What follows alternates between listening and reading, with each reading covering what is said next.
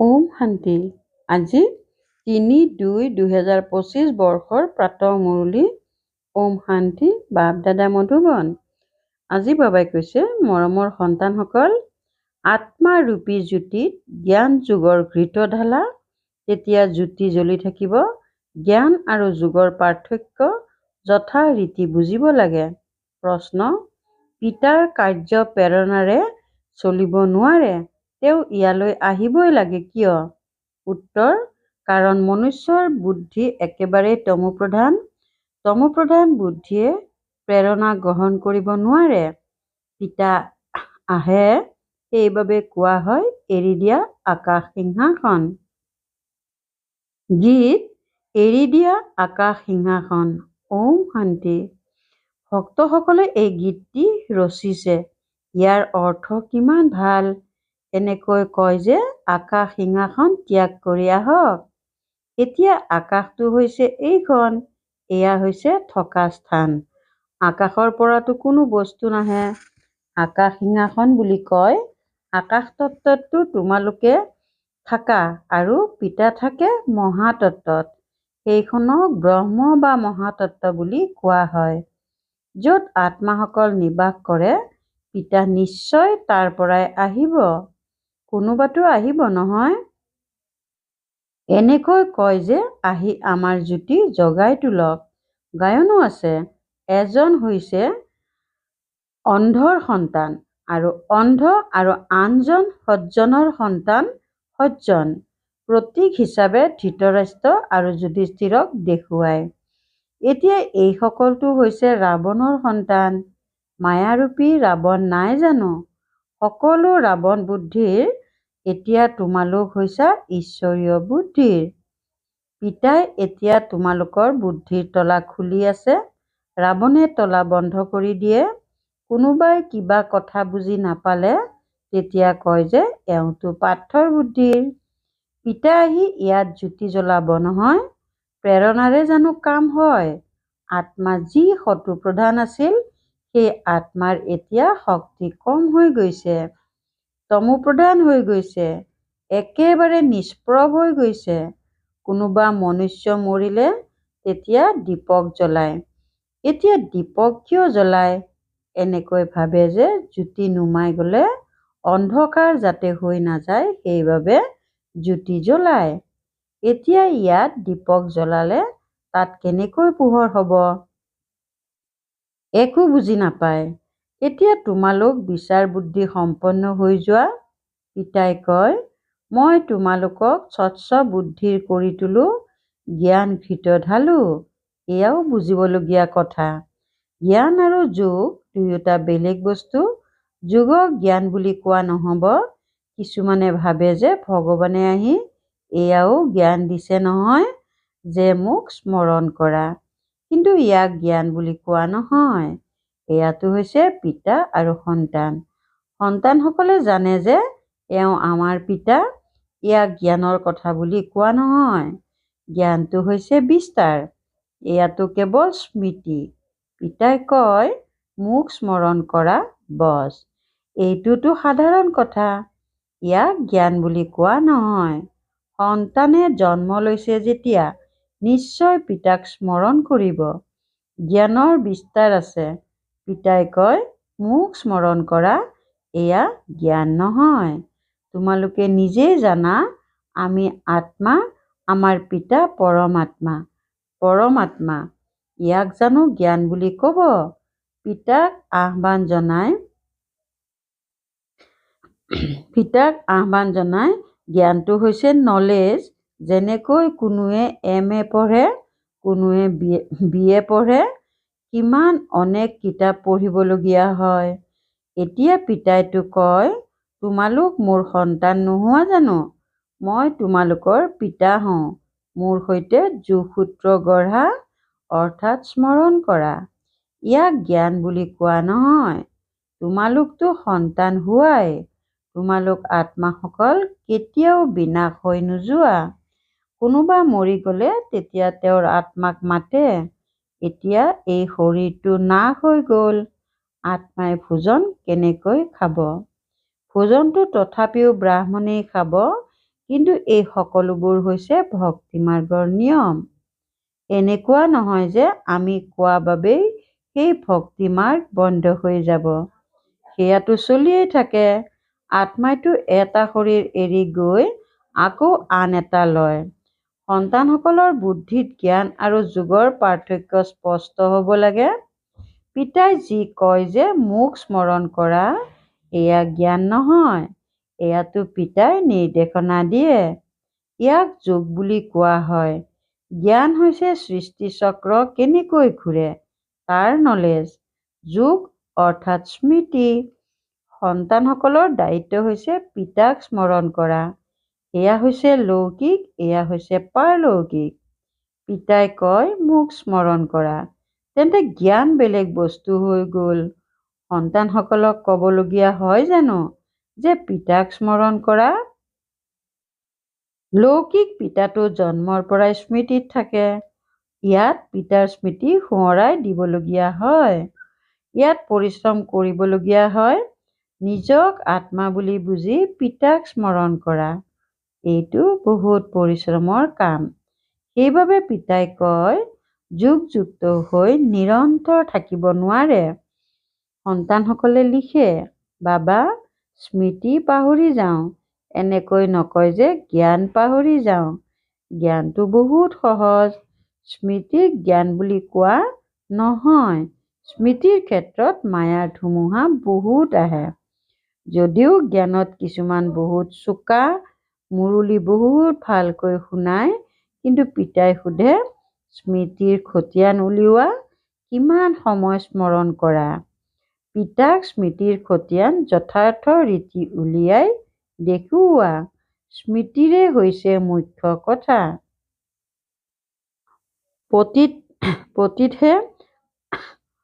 পতিতেইহে আহ্বান জনায় যে আহি পাৱন কৰি তোলক। মুখ্য হৈছে পাৱন হোৱাৰ কথা। ইয়াতে মায়াৰ বিঘিনি আহে। শিৱ ভগৱান উবাচ, স্মৃতিত সকলো বহুত কেঁচা।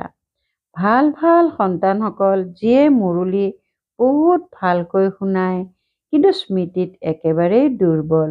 যোগৰ দ্বাৰাই বিকৰ্ম বিনাশ হয়। যোগৰ দ্বাৰাই কৰ্মেন্দ্ৰিয়ৰ একেবাৰে শান্ত হ'ব পাৰে। একমাত্ৰ পিতাৰ বাহিৰে আন কোনো যাতে স্মৃতিলৈ নাহে, কোনো দেহো যাতে স্মৃতিলৈ নাহে। আত্মাই জানে যে এই গোটেই জগতখন নাশ হৈ যাব। এতিয়া আমি নিজৰ ঘৰলৈ যাওঁ, আকৌ ৰাজধানীত আহিম। এয়া সদায় বুদ্ধিত থাকিব লাগে। যি জ্ঞান পোৱা যায় সেয়া আত্মাত থাকিব লাগে। পিতাটো হৈছে যোগেশ্বৰ, যিয়ে স্মৰণ কৰিবলৈ শিকায়। বাস্তৱত ঈশ্বৰক যোগেশ্বৰ বুলি কোৱা নহয়। তোমালোক হৈছা যোগেশ্বৰ। ঈশ্বৰ পিতাই কয় মোক স্মৰণ কৰা। এওঁ হৈছে স্মৰণ কৰিবলৈ শিকাওঁতা ঈশ্বৰ পিতা। সেই নিৰাকাৰ পিতাই শৰীৰৰ দ্বাৰা শুনায়। সন্তানসকলেও শৰীৰৰ দ্বাৰা শুনে। কিছুমানটো যোগত বহুত কেঁচা, একেবাৰে স্মৰণ নকৰে। জন্ম জন্মান্তৰ যি পাপ আছে সকলোৰে শাস্তি খাব। ইয়াত আহি যিয়ে পাপ কৰে সেই সকলেতো আৰুহে 100 গুণ বেছি শাস্তি পাব। জ্ঞান বহুত শুনায়, যোগ একেবাৰেই নাই, যাৰ বাবে পাপ ভস্ম নহয়, কেঁচা হৈয়েই থাকি যায়। সেইবাবে সঁচা মালা 8 ৰত্নৰহে হয়, 9 ৰত্নৰ গায়ন কৰা হয়। 108 ৰত্নৰ গায়ন কেতিয়াবা শুনিছানে? 108 ৰত্নৰ কোনো বস্তু বনোৱা নহয়। বহুত আছে যিয়ে এই কথাবোৰ পুৰা বুজি নাপায়। স্মৃতিক জ্ঞান বুলি কোৱা নহয়, জ্ঞান সৃষ্টি চক্ৰক কোৱা হয়। শাস্ত্ৰবোৰত জ্ঞান নাই। সেই শাস্ত্ৰ হৈছে ভক্তি মাৰ্গৰ। পিতাই নিজে কয় মোক এনেকৈ পোৱা নাযায়। সাধু আদি সকলোৰে উদ্ধাৰ কৰিবলৈ মই আহোঁ। তেওঁলোকে ভাবে যে ব্ৰহ্মত লীন হৈ যাব লাগে। আকৌ পানীৰ বুৰবুৰণি দৃষ্টান্ত দিয়ে। এতিয়া তোমালোকে এনেকৈ নোকোৱা। তোমালোকেতো জানা যে আমি আত্মাসকল পিতাৰ সন্তান, মামেকম স্মৰণ কৰা এনেকৈ কয়ো, কিন্তু অৰ্থ বুজি নাপায়। যদিও কৈ দিয়ে যে আমি আত্মা, কিন্তু আত্মা কি, পৰমাত্মা কি, এই জ্ঞান একেবাৰে নাই। এয়া পিতাহে আহি শুনায়। এতিয়া তোমালোকে জানা যে সেইখন হৈছে আমাৰ আত্মাসকলৰ ঘৰ। তাত গোটেই বংশ বৃক্ষ আছে। প্ৰত্যেক আত্মাই নিজৰ নিজৰ ভূমিকা প্ৰাপ্ত কৰিছে। সুখ কোনে দিয়ে, দুখ কোনে দিয়ে, এয়াও কোনেও নাজানে। ভক্তি হৈছে ৰাতি, জ্ঞান হৈছে দিন। 63টি জন্ম তোমালোকে হাবাথুৰি খাইছা। আকৌ যেতিয়া জ্ঞান দিওঁ তেতিয়া কিমান সময় লাগে? ছেকেণ্ড। এয়াও গায়ন কৰা হৈছে যে ছেকেণ্ডত জীৱন মুক্তি। এয়া তোমালোকৰ পিতা নহয় জানো? তেওঁৱেই পতিত পাৱন হয়। তেওঁক স্মৰণ কৰিলে তোমালোক পবিত্ৰ হৈ যাবা। সত্যযুগ, ত্ৰেতা, দ্বাপৰ, কলিযুগ, এয়া হৈছে চক্ৰ। নামো জানে, কিন্তু ইমান পাথৰ বুদ্ধিৰ যে সময়ৰ বিষয়ে কোনেও গমেই নাপায়। এনেকৈ ভাবে যে ঘোৰ কলিযুগ। যদি কলিযুগ আৰু চলে তেন্তে আৰু ঘোৰ অন্ধকাৰ হৈ যাব। এইবাবে গায়ন আছে, কুম্ভকৰ্ণৰ নিদ্ৰাত শুই আছিল আৰু বিনাশ হৈ গল। অকণমানো যদি জ্ঞান শুনে তেন্তে প্ৰজা হৈ যায়। ক'ত এই লক্ষ্মীনাৰায়ণ, ক'ত প্ৰজা? পঢ়াওঁতা জন্তু এজনেই। প্ৰত্যেকৰে নিজৰ নিজৰ ভাগ্য আছে। কোনোৱেতো বৃত্তি লৈ লয়, কোনোবা অকৃতকাৰ্য হৈ যায়। ৰামক কাঁড়ৰ চিহ্ন কিয় দিছে? কাৰণ অকৃতকাৰ্য হ'ল। এইখনো গীতা পাঠশালা। কিছুমানতো অলপো নম্বৰ পোৱাৰ যোগ্যই নহয়। মই আত্মা বিন্দু, পিতাও বিন্দু, এনেকৈ তেওঁক স্মৰণ কৰিব লাগে। যিয়ে এই কথাবোৰ বুজিয়েই নাপায় তেওঁ কি পদ পাব? স্মৃতিত নাথাকিলে বহুত লোকচান হৈ যায়। স্মৃতিৰ বলে বহুত চমৎকাৰ কৰে। কৰ্মেন্দ্ৰিয় একেবাৰে শান্ত, শীতল হৈ যায়। জ্ঞানৰ দ্বাৰা শান্ত নহ'ব, যোগ বলৰ দ্বাৰা শান্ত হ'ব। ভাৰতবাসীয়ে আহ্বান জনায় যে আহি আমাক সেই গীতাৰ জ্ঞান শুনাওক। এতিয়া কোন আহিব? শ্ৰীকৃষ্ণৰ আত্মাটো ইয়াতে আছে। কোনোবা সিংহাসনত বহি আছে জানো? যাক আহ্বান জনায়। কোনোবাই কয় যে মই যীশুখ্ৰীষ্টৰ আত্মাক স্মৰণ কৰোঁ। হেৰ', তেওঁতো ইয়াতেই আছে। তেওঁলোকে কি জানে যে যীশুখ্ৰীষ্টৰ আত্মা ইয়াতেই আছে, উভতি যাব নোৱাৰে? লক্ষ্মী নাৰায়ণ প্ৰথম নম্বৰৰ সকলেও 84 জন্ম ল'ব লাগে। তেন্তে বাকীসকল আকৌ কেনেকৈ উভতিব পাৰে? সেই সকলো হিচাপ আছে। মনুষ্যটো যি কয় সকলো মিছা। আধা কল্প হৈছে মিছা খণ্ড, আধা কল্প হৈছে সত্য খণ্ড। এতিয়াতো প্ৰত্যেককেই বুজাব লাগে এই সময়ত সকলো নৰকবাসী, আকৌ স্বৰ্গবাসীও ভাৰতবাসীয়েই হয়। মনুষ্যই কিমান বেদ, শাস্ত্ৰ, উপনিষদ আদি পঢ়ে, এইবোৰ পঢ়িলে জানো মুক্তি পাব? অৱনমিত হ'বই লাগে। সকলো বস্তু সত্ত্ব, ৰজু, তমো অৱস্থাত নিশ্চয় আছে। নতুন বিশ্ব কাক কোৱা হয়? কাৰো এই জ্ঞান নাই। এয়াতো পিতাই সন্মুখত বহি বুজায়। দেৱী দেৱতাৰ ধৰ্ম কেতিয়া কোনে প্ৰতিষ্ঠা কৰিলে?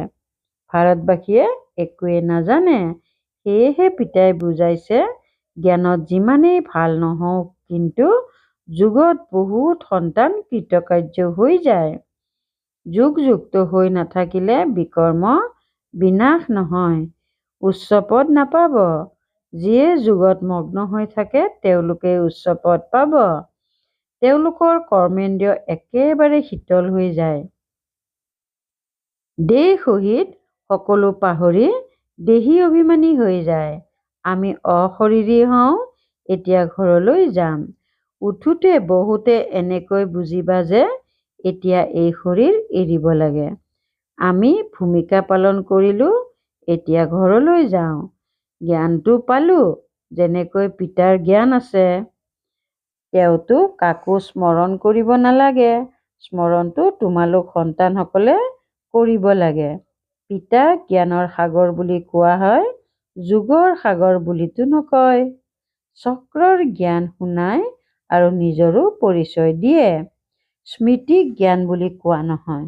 স্মৃতিটো সন্তানসকলৰ আপোনা আপুনি আহি যায়। স্মৰণটো কৰিবই লাগে, নহ'লে উত্তৰাধিকাৰ কেনেকৈ পাবা? পিতা আছে যেতিয়া উত্তৰাধিকাৰ নিশ্চয় পোৱা যায়। বাকী হৈছে জ্ঞান। আমি 84 জন্ম কেনেকৈ লওঁ? তমোপ্ৰধানৰ পৰা সতোপ্ৰধান আৰু সতোপ্ৰধানৰ পৰা তমোপ্ৰধান কেনেকৈ হওঁ? এয়া পিতাই বুজায়। এতিয়া পিতাৰ স্মৃতিৰে সতোপ্ৰধান হ'ব লাগে। তোমালোক আত্মিক সন্তানসকল আত্মিক পিতাৰ ওচৰলৈ আহিছা। তেওঁক শৰীৰৰ আধাৰটো লাগে নহয়। কয় যে মই বৃদ্ধ শৰীৰত প্ৰৱেশ কৰোঁ, বানপ্ৰস্থৰ অৱস্থাই হয়। এতিয়া পিতা আহে, সেইবাবে গোটেই সৃষ্টিৰ কল্যাণ হয়। এয়া হৈছে ভাগ্যশালী ৰথ। ইয়াৰ দ্বাৰা কিমান সেৱা হয়। গতিকে এই দেহবোধ এৰিবলৈ স্মৰণ কৰাৰ প্ৰয়োজন। ইয়াত জ্ঞানৰ কথাই নাই। বেছিকৈ স্মৰণ কৰিবলৈ শিকাব লাগে। জ্ঞানটো সহজ, সৰু ল'ৰা-ছোৱালীয়েও শুনাই দিব। বাকী স্মৃতিত থকাৰ ক্ষেত্ৰতহে পৰিশ্ৰম কৰিবলগীয়া হয়। এজনৰ স্মৃতি থাকিব লাগে। ইয়াক অব্যভিচাৰী স্মৃতি বুলি কোৱা হয়। কাৰোবাৰ শৰীৰক স্মৰণ কৰা, সেয়া হৈছে ব্যভিচাৰী স্মৃতি। এই স্মৃতিৰে বাকী সকলো পাহৰি অশৰীৰী হ'ব লাগে। ভাল বাৰু, অতি মৰমৰ কল্পৰ পাছত পুনৰাই মিলিত হোৱা সন্তানসকলৰ প্ৰতি মাতা-পিতা, বাপ-দাদাৰ স্নেহপূৰ্ণ স্মৰণ আৰু সুপ্ৰভাত। আত্মিক পিতা, আত্মিক সন্তানসকলক নমস্কাৰ। ধাৰণাৰ বাবে মুখ্য সাৰ 1 নম্বৰ, স্মৃতিৰ বলেৰে নিজৰ কৰ্মেন্দ্ৰিয় শীতল, শান্ত কৰিব লাগে। সম্পূৰ্ণ উত্তীৰ্ণ হ'বলৈ যথাৰ্থ ৰীতিৰে পিতাক স্মৰণ কৰিব লাগে। স্মৰণ কৰি পাৱন হ'ব লাগে। 2 নম্বৰ, উঠোতে বহুতে বুদ্ধিত যাতে এইটো থাকে যে এতিয়া মই এই পুৰণা শৰীৰ এৰি ঘৰলৈ উভতি যাম। যেনেকৈ পিতাৰ সকলো জ্ঞান আছে, তেনেকৈ মাষ্টাৰ জ্ঞান সাগৰ হ'ব লাগে। বৰদান, সংযুক্ত স্বৰূপৰ স্মৃতিৰে শ্ৰেষ্ঠ স্থিতিৰ আসনত স্থিৰ হৈ থাকোঁতা সদায় সম্পন্ন হোৱা। সংগম যুগত শিৱ শক্তিৰ সংযুক্ত স্বৰূপৰ স্মৃতিত থাকিলে প্ৰতিটো অসম্ভৱ কাৰ্য সম্ভৱ হৈ যায়। এইটোৱে সৰ্বশ্ৰেষ্ঠ স্বৰূপ। এইটো স্বৰূপত স্থিৰ হৈ থাকিলে সম্পন্ন হোৱাৰ বৰদান প্ৰাপ্ত হৈ যায়। বাপ-দাদাই সকলো সন্তানক সদায় সুখদায়ী স্থিতিৰ আসন দিছে। সদায় এই আসনত স্থিৰ হৈ থাকা, তেতিয়া অতীন্দ্ৰিয় সুখ দোলাত দুলি থাকিবা। কেৱল বিস্মৃতিৰ সংস্কাৰ সমাপ্ত কৰা। শ্লোগান, শক্তিশালী বৃত্তিৰে আত্মাসকলক যোগ্য আৰু যোগী কৰি তোলা। শক্তিশালী বৃত্তিৰে আত্মাসকলক যোগ্য আৰু যোগী কৰি তোলা। ওম শান্তি। একান্ত প্ৰিয় হ'বলৈ, একতা আৰু একাগ্ৰতা ধাৰণা কৰিবলৈ আজিৰ অব্যক্ত সংকেত একমাত্ৰ একমতৰ বাতাৱৰণ তেতিয়া হ'ব যেতিয়া সমাহিত কৰাৰ শক্তি থাকিব। গতিকে বিভিন্নতাক সমাহিত কৰি লোৱা, তেতিয়া পৰস্পৰ একতাৰে সমীপত আহিব আৰু সকলোৰে আগত দৃষ্টান্ত ৰূপ হ'ব। ব্ৰাহ্মণ পৰিয়ালৰ বিশেষত্ব হৈছে অনেক হোৱা স্বত্বেও এক। এই একতাৰ প্ৰকম্পনে গোটেই বিশ্বত এক ধৰ্ম, এক ৰাজ্য স্থাপনা কৰিব। সেইকাৰণে বিশেষভাৱে মনোযোগ দি বিভিন্নতা দূৰ কৰি একতা আনিব লাগে। ওম শান্তি।